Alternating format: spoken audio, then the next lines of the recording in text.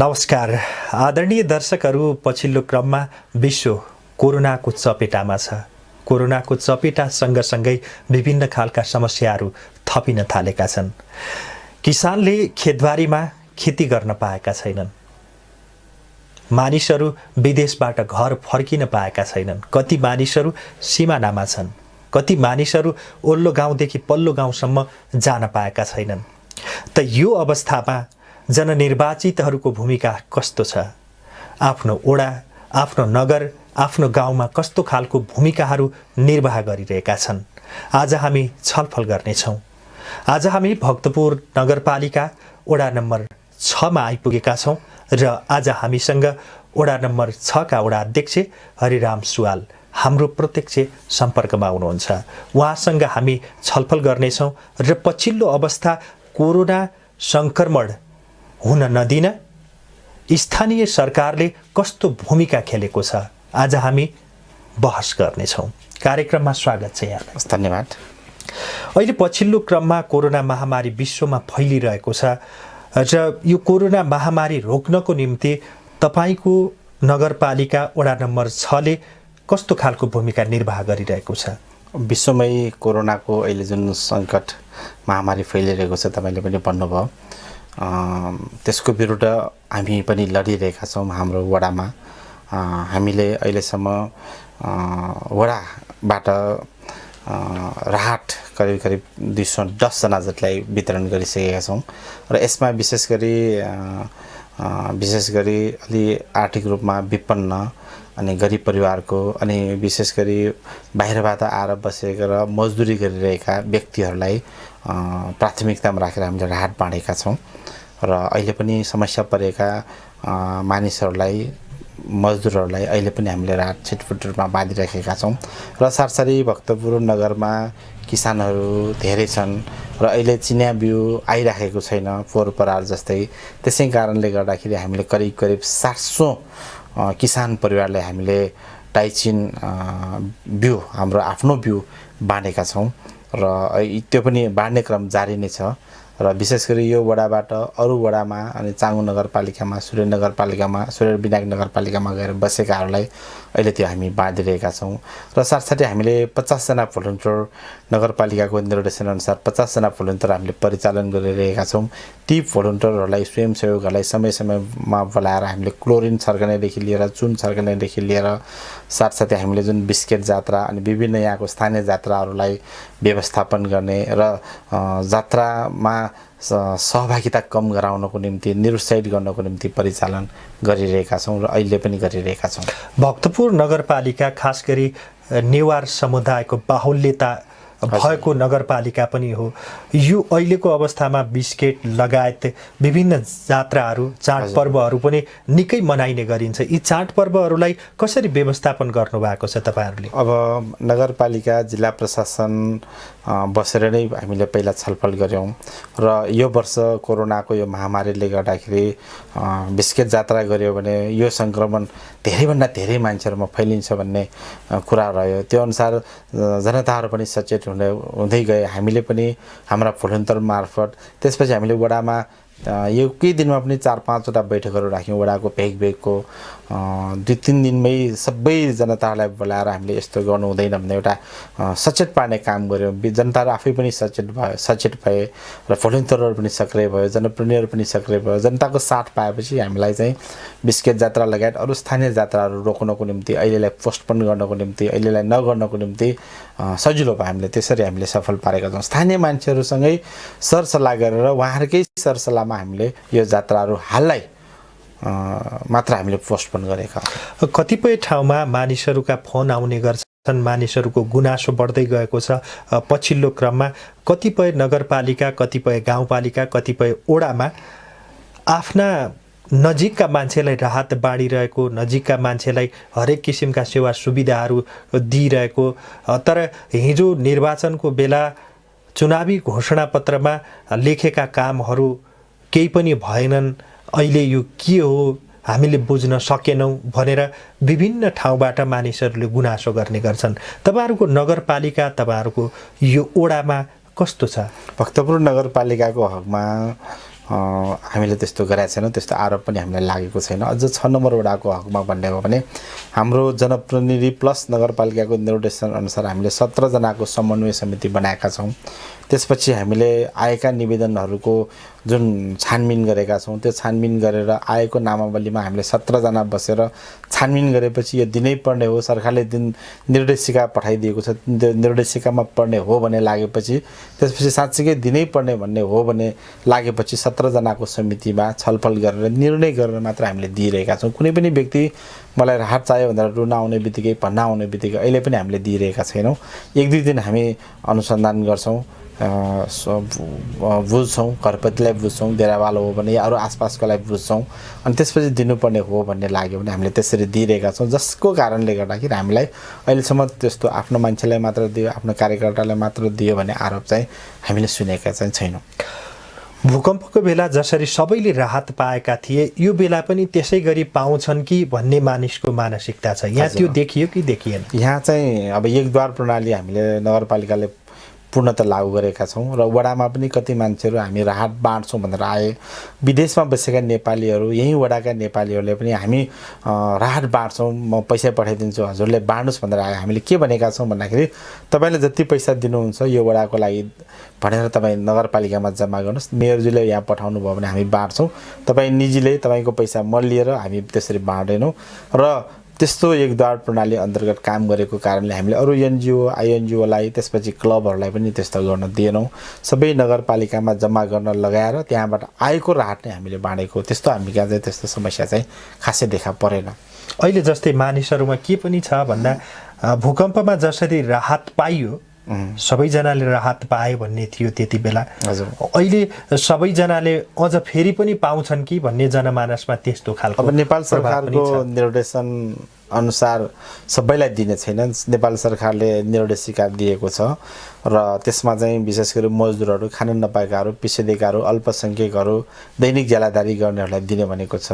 भूकम्पमा चाहिँ सबै मान्छेहरू बाहिर भए, त्यसै कारणले सबैलाई दिने जस्तो सोच भयो। तर अहिलेको हाम्रो नेपाल सरकारको नगरपालिकाको निर्देशन त्यो अनुसार छैन, निर्देशिका त्यो अनुसार छैन। र साथसाथै अहिले जुन कोरोना विरुद्ध हामी लडिरहेका छौँ र यहाँका लोकल मान्छेहरू जो आर्थिक रूपमा सम्पन्न छन्, जसले खान पाएकै छ, लाउनै पाएकै छ, खेती गरिराखेको छ, व्यवसाय केही हटमा प्रभाव पर्यो होला, तर केही दिन केही महिनाको लागि समस्या आर्थिक रूपमा खाद्यान्नमा समस्या नहुनेहरूले मलाई चाहियो भन्न पनि आएको छैन र हामीले त्यस्तोलाई दिएका पनि छैन। कोही आएको छ त्यस्तो हामीले दिएका पनि छैनौँ। र भूकम्प र अहिलेको परिस्थिति बेग्लै छ। त्यसै कारणले गर्दाखेरि भूकम्पपछि एनजिओ आइएनजिओले पनि बाँडे, क्लबहरूले पनि बाँडे, व्यक्तिले पनि बाँडे। तर अहिले नगरपालिकाले एकदम कडेका साथ एकद्वार प्रणाली लागू गरेको छ र वडामा पनि हामीले त्यसरी नै कार्यान्वयन गरेका छौँ। र कोही सहयोग दिन आयो भने हामीले नगरपालिकामा हामी आफै बसेर मेयरजीलाई चेक हस्तान्तरण गरेका छौँ, खाद्यान्न हस्तान्तरण गरेका छौँ। त्यहीँबाट बाँडेर हामीले नगरपालिकाको निर्देशन अनुसार गर्दै आएकोले हामीलाई त्यस्तो खासै अप्ठ्यारो चाहिँ भनेपछि कोही राहत दिन चाहने कोही दाता, मन भएको मान्छे, मनकारी मान्छे आयो भने सबैभन्दा पहिला नगरपालिकामा जम्मा गर्नुपर्छ। त्यो हस्तान्तरण गरिसकेपछि नगरपालिकाले वडामा पठाउँछ। त्यसरी गरिरहेछ। त्यही भएर हामीलाई त्यस्तो खासै समस्या चाहिँ छैन। वडाका मानिसहरू हामीले राहत पाएनौँ, हामीले खान पाएनौँ, लाउन पाएनौँ, हामीलाई खेतबारीमा जानुपर्ने छ, जान पाएनौँ भन्ने खालका गुनासाहरू छन् कि छैन? छन्, तर हामीले त्यसको व्यवस्थापन सजिलै गर्दै आएका छौँ। र वडावासीहरूले त हाम्रो उहाँहरूको ब्याकग्राउन्ड पृष्ठभूमि थाहा छ र कतिले झुट बोलिरहेछ, कतिले साँचो बोलिरहेछ भन्ने थाहा छ। अनि कतिपय डेरावालाहरूको हामीले घरपतिसँग सोधेर, आसपासका मान्छेहरूसँग सोधेर दिनुपर्ने हो भन्ने लाग्यो भने हामीले आज आयो भोलिपल्टै डिसिजन निर्णय गरेर समन्वय समितिले पर्सिपल्टै दिने गरेका छौँ। त्यसै कारणले हामीलाई त्यस्तो रुनै पर्ने, कराउनै आउनै पर्ने गरी त्यस्तो परिस्थिति चाहिँ छैन। भक्तपुर नगरपालिकाले र तपाईँको 6 नम्बर वडाले यति बेला बाहिर निस्किने मानिसहरू जो खाद्यान्न सामग्री छैन भनेर बजारमा जानुपर्ने हुन्छ र बजारमा खाद्यान्न बिक्री गर्नुपर्ने पनि हुन्छ। त्यो पसल र मानिसहरूको आवागमन र बिक्री वितरणलाई कसरी व्यवस्थापन गरिराख्नु भएको अब हामीले एज अ होल नगरपालिकाले पनि यहाँ तरकारी बेच्ने भनेर ठाउँ तोकिदिएको छ 6 नम्बर वडामा 3 ठाउँमा तोकिदिएको छ 3 ठाउँमा 2 ठाउँमा यहाँ पनि व्यवस्थित रूपमा चल्दै आएको छ र त्यसपछि यहाँ नजिकको वडाहरूमा पनि तरकारी पसल छ। त्यसपछि खाद्यान्न पसलहरूलाई हामीले बिहान 6 बजेदेखि 8 बजेसम्म 8:30 सम्म नगरपालिकाको निर्देशन अनुसार खोल्न दिइरहेका छौँ। पसलहरूमा निरीक्षण गरेका छौँ। बेलुका 5 बजेदेखि 7 बजेसम्म हामीले निरीक्षण गरेका छौँ। उहाँले खाद्यान्न पसल खोल्नुभएको छ र उहाँहरूका केही अभाव भयो कि भनेर हामीले सोधपुछ गरेका छौँ। अभाव भयो भने जहाँ सम्बन्धित ठाउँमा हामीले भनिदिने काम गरिरहेका छौँ र अहिलेसम्म त्यस्तो खाद्यान्नको आपूर्तिमा अनि अरू जुन अत्यावश्यक चिजहरूको आपूर्तिमा त्यस्तो समस्या आएको अहिलेसम्म देखाएको छैनौँ। अरू दिन र लकडाउन पछिका दिनहरूमा के भिन्नता छ? जस्तै कार्य सम्पादन गर्नुपर्ने कुरा र जनताको जनचासोका कुराहरू, जनताको जुन त्यो प्रेस छ त्यसलाई यहाँहरूले धान्ने कुरा भयो। त्यसपछि तपाईहरूले जुन अहिले गरिराख्नु भएको छ ती गतिविधिहरू कार्य सम्पादन गर्दा तपाईहरू आफैले पनि लकडाउनको यो लामो समय झन्डै 2 महिना पुग्न लाग्यो। यो 2 महिनासम्म 2 महिना पुग्दाखेरिसम्म तपाईहरूले अहिलेसम्म आफैले भोगेका समस्याहरू के छन्? अब हामीले सबभन्दा पहिले त टोलवासीहरूलाई वडावासीहरूलाई सोसल डिस्टेन्स सामाजिक दूरी कायम गर्नु 1 मिटरसम्म पैसामा भनेका छौँ। अनि हामी आफैले पनि त्यो पालना गर्ने कोसिस गरिरहेका छौँ। मास्क लगाउनु पर्यो, त्यसपछि अनुमति पत्र बिना बाहिर नआउनुहोस् हामीले भनिरहेका छौँ। अनि त्यसपछि हामीले पनि त्यो कार्यान्वयन गर्न खोजिरहेछौँ, गरिरहेछौँ। र अरू बेलामा प्रशासनिक कार्यहरूमा हामी जुन व्यस्त हुन्थ्यौँ अहिले चाहिँ विशेष गरी यो कोरोना विरुद्धै लड्नको निम्ति साथीहरू लागिराख्नु भएको छ। जनप्रतिनिधिहरू पनि लागिराख्नु भएको छ। हामीलाई सहयोग गर्ने 17 जना समन्वय समितिका साथीहरू हुनुहुन्छ, 50 जना भोलिन्टियर साथीहरू हुनुहुन्छ। त्योभित्र हामीसँग स्वास्थ्यकर्मी 10 जना हुनुहुन्छ। त्यसपछि यहाँका अरू टिम क्लबका साथीहरू लागिराख्नु भएको छ। नगरपालिकाको वडाको प्रशासनिक कामलाई अहिले थाँती राखेर हामीले कोरोनासँग सम्बन्धित मात्र गतिविधि भइरहेको छ। र यसमा पनि हामीले बिहान एउटा सिफ्टमा अफिस खोलिरहेका छौँ 7 to 9, त्यसपछि दिउँसो पनि हामीले 10 to 3 बजेसम्म खोलेर जनताहरूको समस्या हामीले बुझ्ने प्रयास गरिरहेका छौँ। जनताहरूलाई कोरोनाबारे सचेत पार्ने काम गरिरहेका छौँ र साथसाथै वडामा नगरमै कोरोना नछिरोस् भन्ने हामीले अभिप्रायले काम चाहिँ गरिरहेका छौँ नगरपालिकाको निर्देशन अनुसार। स्वास्थ्य क्षेत्रको समस्याहरू के छ? यहाँहरूको वडा नम्बर 6 मा स्वास्थ्यका हिसाबले कोही बिरामी भएपछि जाने ठाउँ अथवा कुन ठाउँ नजिक छ? तपाईहरूको नजिकमा कसरी व्यवस्थापन गरिरहेको? अब पोहोर साल हामीलाई डेङ्गुको समस्या आयो। नगरभरिमा 6 नम्बर वडामा डेङ्गुको केन्द्र भयो। त्यो बेला पनि हामीले 1-1.5 महिना खुब हामी लाग्यौँ, घर घर गयौँ, अस्पतालहरू चाह्यौँ दैनिक रूपमा। र त्यसपछि नगरपालिकासँग समन्वय गरेर 1 महिनापछि हामीले नियन्त्रण सफलता पायौँ। त्यो बेला पनि चुन छर्कनेदेखि फिनेल छर्कनेदेखि सबै कामहरू गऱ्यौँ वडा मार्फत, हाम्रा भोलिन्टियर साथीहरूले गरे। यो पालि पनि अब कोरोना त यो वडाको मात्र होइन, नगरको मात्र होइन, देशभरिकै कुरा छ। र अहिले पनि यहाँ हामीसँग नजिकमा जनस्वास्थ्य छ, भक्तपुर स्थल छ, युवामरा छ। यहाँका बासिन्दाहरू सबभन्दा नजिक जनस्वास्थ्य बढी जान्छन् र हामीसँग परामर्श लिन्छ। हामीले चाहिँ एम्बुलेन्स पठाउने काम गरिरहेका छौँ कतिपय ठाउँमा अझ अस्ति क्वारेन्टाइनको अवस्थामा घरमै हाम्रा भोलिन्टियरहरू परिचालन गरेर घरमै औषधि ल्याइदिएका छौँ। हामीले फोन मार्फत डक्टरसँग कन्सल्ट गराएका छौँ, जनस्वास्थ्यका आयुर्वेदका डक्टरहरूसँग। अनि उहाँहरूले फोनैमा सिफारिस गरेको औषधिहरू घरमा लाने अनि तरकारी दिने, त्यसपछि खाद्यान्न किनिदिने काम हामीले गऱ्यौँ। र कतिपय ठाउँहरूमा चेकअपको निम्ति एम्बुलेन्सहरू पठाइदियौँ, एम्बुलेन्स नआउँदाखेरि गाडीहरू पठाउने काम गऱ्यौँ। त्यसरी हामीले हाम्रो भोलिन्टियर मार्फत, हाम्रो स्वास्थ्यकर्मी मार्फत, जनप्रतिनिधि मार्फत नगरपालिकाको निर्देशन अनुसार काम गरिरहेका छौँ र अस्ति पनि गऱ्यौँ। र साथसाथै जनस्वास्थ्यसँग भक्तपुर अस्पतालसँग हाम्रो कोअर्डिनेसन भइरहेको छ राम्रोसँग। त्यसरी चाहिँ भइरहेको छ। अब यो कोरोनाका समस्या मात्रै छैनन्, किसानका समस्या पनि छन्, यो सँगसँगै विद्यार्थीहरूका समस्याहरू पनि छन्। यी दिन नपाएका विद्यार्थीहरूको समस्या पनि छ। लकडाउन खोल्ने बित्तिकै यी हुन्छ भन्ने पनि भनिरहेको छ सरकारले।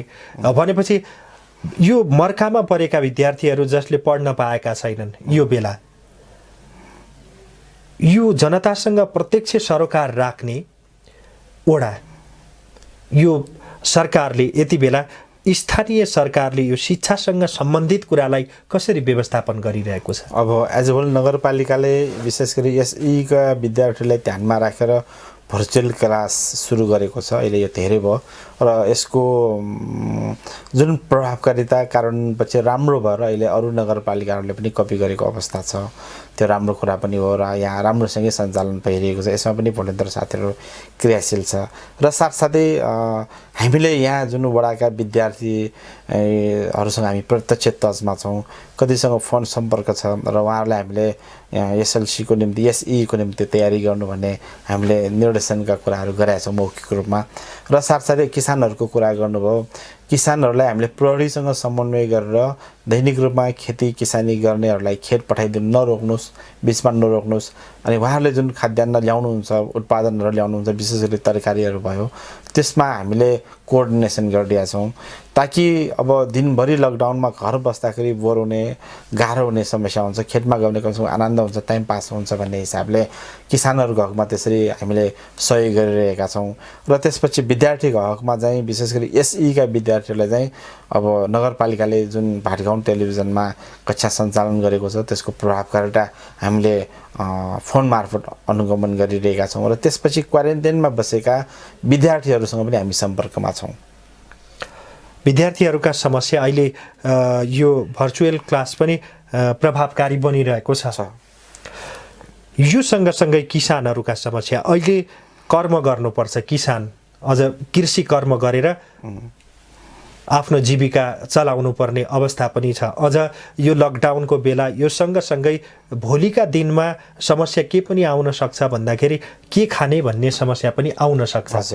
यो समस्यालाई निराकरण गर्नको निम्ति अहिलेदेखि नै अभ्यास गर्नुपर्ने हुन्छ। तपाईहरुले यो लकडाउनको बेलामा पनि खेतीबाली, अझ भनौँ खेती किसानी गर्ने किसानहरूलाई कसरी खेतबारीमा जानको निम्ति कृषि मलबिउ उपलब्ध गराउनको निम्ति कस्ता खालका कदमहरू चाल्नु भएको छ? अब मलबिउको निम्ति त हामीले सहकारीहरूलाई अनुरोध गरिरहेछौँ होइन, पहिला पनि सहकारी मार्फत नै आइरहेको हो।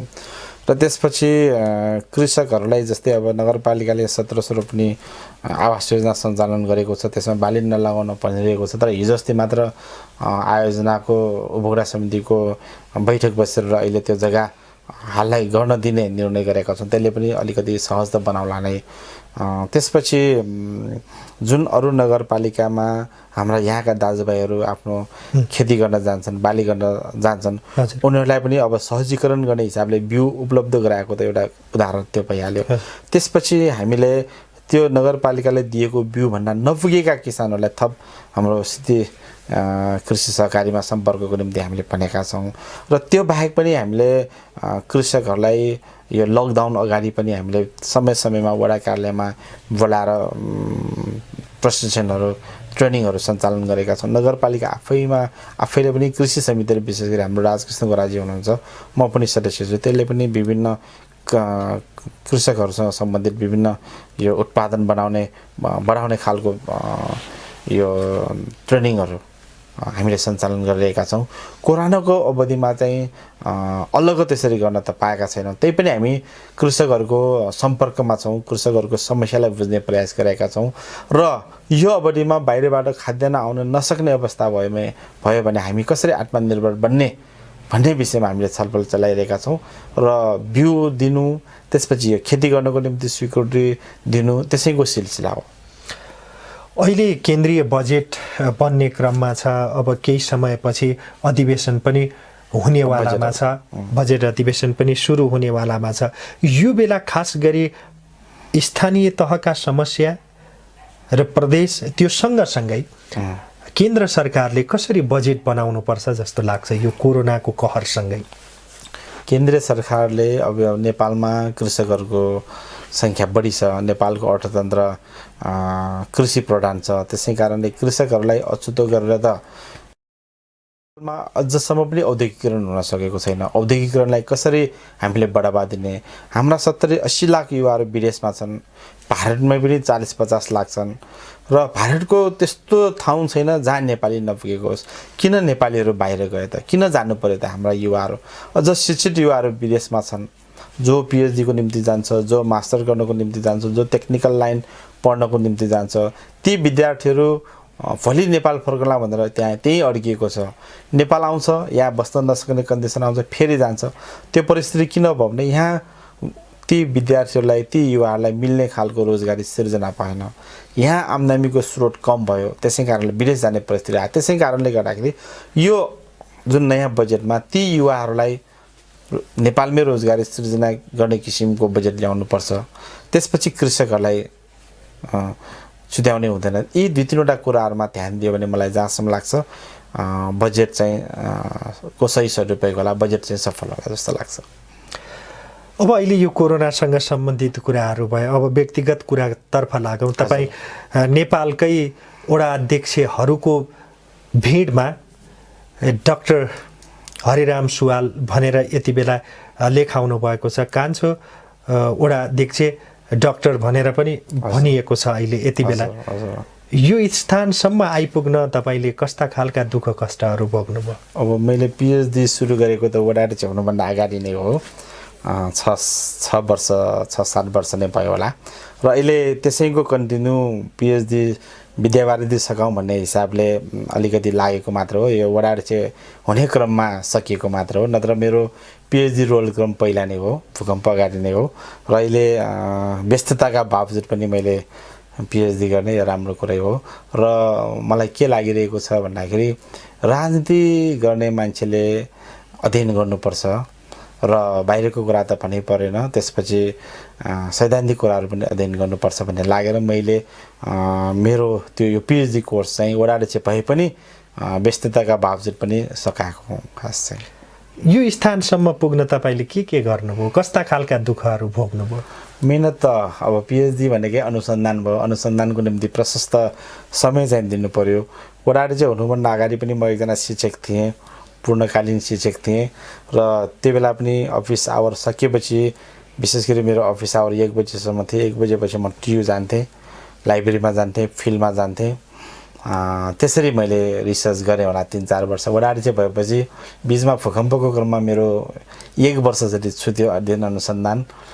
वडा अध्यक्ष भएपछि पनि 6-7 महिना अलिकति बिचमा भयो। तर त्यही पनि मैले राजनीति गर्ने मान्छेले यो अध्ययन चालु नै राख्नुपर्छ भन्ने भावना थियो र साथीहरूको, पार्टीका अग्रजहरूको, पार्टीको पनि लाइन र निर्देशन हामीलाई त्यही थियो। त्यो अनुसार मैले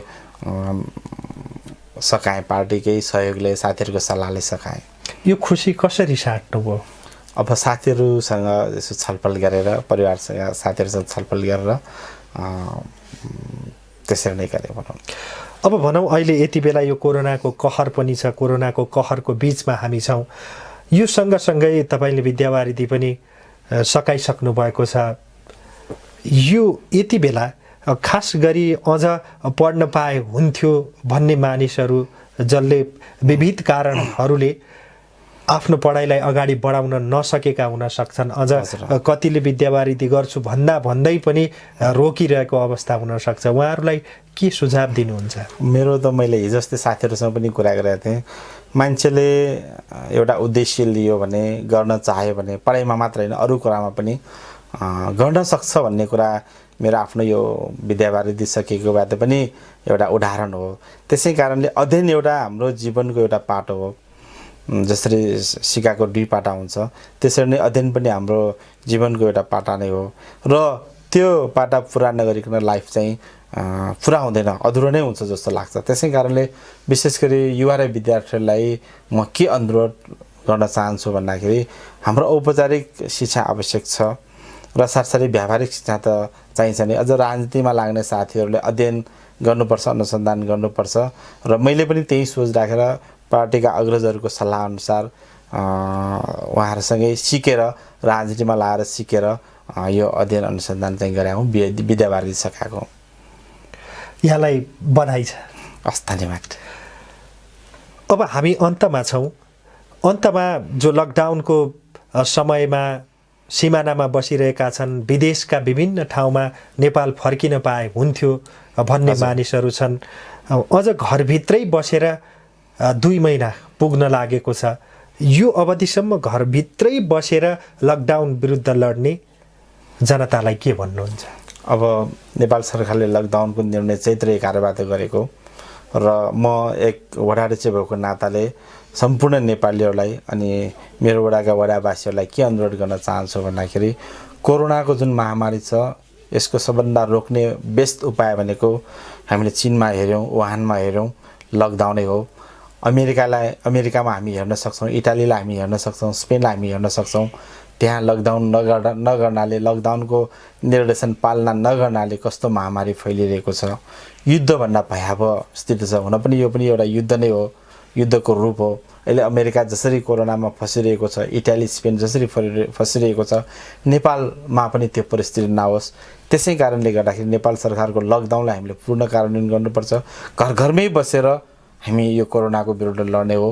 र एज अ वडा अध्यक्ष भएको हैसियतले म नेपाल सरकारको, नगरपालिकाको र वडा कार्यालयको जुन लकडाउनको निर्देशनलाई सबै वडावासीहरूले, सबै नगरवासीहरूले, सबै नेपालीले पालना गर्नुहुनेछ भन्ने मैले आशा लिएको छु।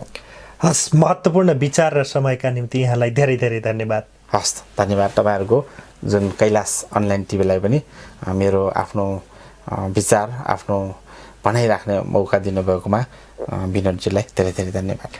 धन्यवाद। दर्शकहरू, आज हामीले लकडाउनको अवधि, लकडाउन सँगसँगै स्थानीय सरकारले खेलेका भूमिका, यो सँगसँगै पछिल्लो समय अझ अध्ययनलाई कसरी अगाडि बढाउनुपर्छ, एसइई दिने विद्यार्थीहरूले आफ्नो अध्ययनलाई कसरी बढाइरहेका छन्, स्थानीय सरकारले उनीहरूको अध्ययन पुरा गर्न कस्तो भूमिका निभाइरहेको छ भन्ने विषयमा भक्तपुर नगरपालिका वडा नम्बर 6 का वडा अध्यक्ष डाक्टर हरिराम सुवालसँग कुराकानी गऱ्यौँ। हामी यस्तै विषयवस्तुका साथ उपस्थित हुनेछौँ। आजलाई बिदा दिनुहोस्। नमस्कार।